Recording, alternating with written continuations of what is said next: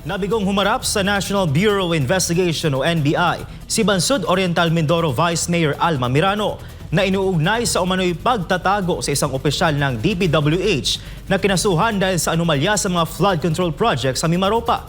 Si Cherry Light sa report.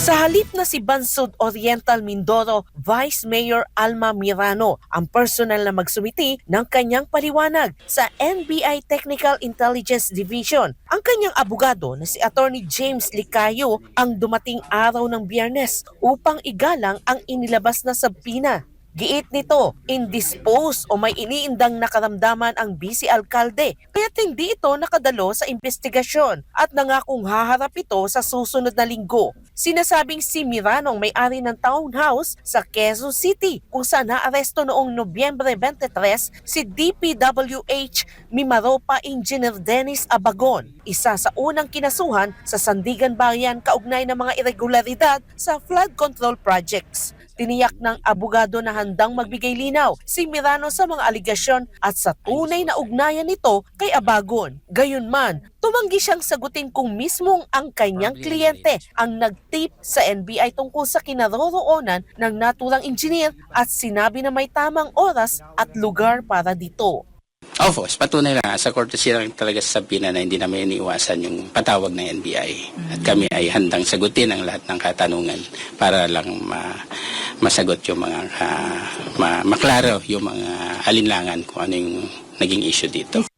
Kaugnay nito sinabi ni NBI Acting Director Angelito Magno na bibigyan ng pagkakataon ng vice alkalde na magpaliwanag sa investigasyon. Ngunit iginiit nitong maaari umanong maharap si Mirano sa kasong obstruction of justice kung mapatunayang may papel ito sa pagtatago sa akusadong opisyal na may bisa ng warrant of arrest. Kung nanaisin niya na humarap sa ating tanggapan, welcome po yan at ibigay ang kanyang salaysay para mas maliwanagan ang ating ahensya at gano'n na rin ang publiko. Although alam ko nakapagbigay na siya ng ibang statement sa openly, no? So dito naman sa atin is para lang matukoy kung ano talaga yung kinalaman niya kung meron man dito sa usapin na ito.